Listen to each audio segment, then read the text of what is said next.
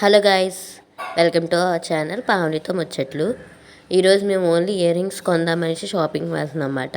అక్కడికి వెళ్ళాక ఏమేమి కొంటాం అనేది మీరు కూడా చూసేయండి వీడియోలో. ఇది వచ్చేసరికి జీటీ రోడ్ అన్నమాట. జీటీ రోడ్ అస్సలు ఖాళీ లేదు, ఎందుకంటే ఇప్పుడు పండగ కదా అందుకని. కానీ మా అమ్మేమో ఎంతమందిని చూసి చాలా ఆనందపడిపోయి శ్రీకాకుళం మొత్తం ఇక్కడే ఉంది కదా, చాలా అడవిడిగా ఉంది అనేసి చాలా ఆనందపడిపోతుంది. మన మెయిన్ మేటర్ వచ్చేసరికి ఇయర్ రింగ్స్ కొనడానికి, కాబట్టి ఫస్ట్ ఇయర్ రింగ్స్ కొనడానికి అనేసి షాప్కి వెళ్ళామాట. అక్కడ ఇయర్ రింగ్స్ ఏవైతే బాక్సెస్ ఉన్నాయో అన్ని బాక్సులు ఎతికేసాను ఆల్రెడీ. ఇది వచ్చేసరికి ఫైనల్ బాక్స్ చూసాము. లాస్ట్ మేము ఏమేమి కొన్నామంటే ఒక చైన్, అలాగే ఫెయిర్ అండ్ లవ్లీ అమ్మకి, అలాగే హెయిర్ కలర్, లిప్స్టిక్ అనేది కొన్నామన్నమాట.